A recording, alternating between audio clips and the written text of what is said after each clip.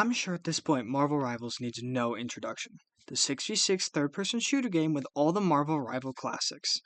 The first game to enter the genre and succeed past its first few weeks in a very, very long time. This type of game is obviously not groundbreaking when it comes to ingenuity, and that's on purpose. It's about as clear as day that Marvel Rivals was made to compete with and take the fed-up audience of Overwatch to the promised lands of a true 6v6 shooter experience.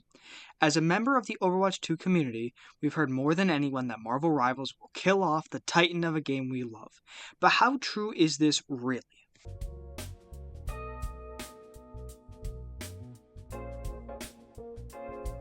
A game killer is a game designed to take the groundwork a game has set, make it their own, and leave the original in the dust, effectively killing the game off and taking its player base.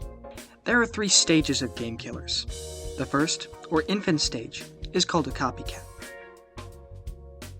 A copycat is a game designed to play almost exactly like its inspiration, but since large studios are so horrible at pleasing their audience, they take whatever hot topic has been on the community's mind, add that, and voila, you have your very own copycat. Games that never truly take off, but are made to play the same way as its target game, in this case Overwatch, can be described as copycats. Now, these games never really go anywhere and are usually described as rip-offs, soulless, and copycats. Next, you have the teen stage of a game killer, the competitor.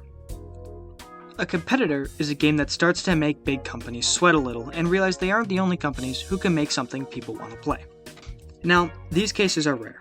Usually, copycat games are squashed by big releases or collapse under big promises and small budgets with small dev teams to fill those promises. They're usually extremely hyped and advertised as just the solution the community's been looking for, and devs will actually listen, yada yada will be better than insert random company here, you know how this goes. Hype for these games is huge at first. Now, does this really last? No. At least, it never usually does. But for the short few weeks or months that these games come around, they really put the pressure on big companies and make them genuinely make good changes for their games, as their audience is finally given choice in the same genre, something that is almost never seen anywhere in the gaming space.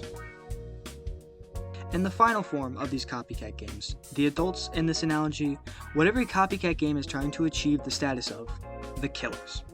Now, game killers are things of urban legend. They only come around once in a lifetime. Well, a game's lifetime. The concept of games dying, sure, games die and are constantly forgotten, and we are none the wiser. But games being such better versions of existing games that they quite literally take them off the map completely and make them close up shop for good? Almost unheard of. But if you have a big budget and are competing against the cream of the crop, it could be done. But try that, except you're the little fish. Small dev team, small budget, competing against some of the most recognizable characters in gaming history. Completely impossible. You just have to accept that some games are simply too big to fail. Yet, try telling that to Marvel Rivals.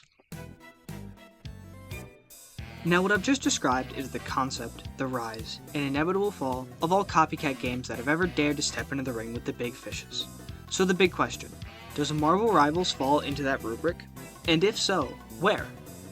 And where will it go before Father Time drags them into the abyss of irrelevancy while the AAA titles take a sigh of relief? Well, I don't think Rivals can be classified in any of those categories. The main issues that companies face is a lack of funding, lack of support, and lack of recognizability. Rivals doesn't have any of those problems. It was developed by NetEase, which currently has an overall net worth of $53 billion. Rivals had a peak just shy of 500,000 concurrent active players, and as of writing this has 275,000 active players online currently. Their roster contains some of the most recognizable faces, forget in gaming, of all time. No one is questioning who these characters are, and that in itself sets Rivals apart from every other game killer out there. Now that we're on the same page about Rivals and where it stands in the grand scheme of things, it's time to tackle the ultimate question you came here for. Will Marvel Rivals kill Overwatch and rule the genre? I don't think so. Does that mean that Overwatch will stamp out the fire lit underneath them by this already historic launch? Also no. Can Overwatch and Marvel Rivals ever live together in the same space and both thrive? I think so. Having competition in the gaming space, not temporary ones from the copycats, real, genuine games coming into the scene and establishing themselves as here-to-stay games can be the best thing for a game's health and a community streak. If a company has a monopoly on a specific genre, there is no reason to ever improve, no reason to be better to your fans, or to innovate past what you've already done and stretch into the unknown for the possible reward of making your game a better experience for those who want to play. But with competition, there is a real reason to be better, because you can fail. These big companies can finally lose. And that, the threat of losing business, losing players, losing reputation, can be all one needs to kick themselves back into gear and remember what made them such a good game in the first place. It makes companies listen and take criticism. It makes companies own up to mistakes in the past and strive for a better future. So whether you're an Overwatch old head, a Marvel superfan, or anything in between, the mere existence of these two games will always make them both better. So no, Marvel Rivals is not the Overwatch killer. It's the Overwatch savior. We are just too busy fighting each other to ever realize that.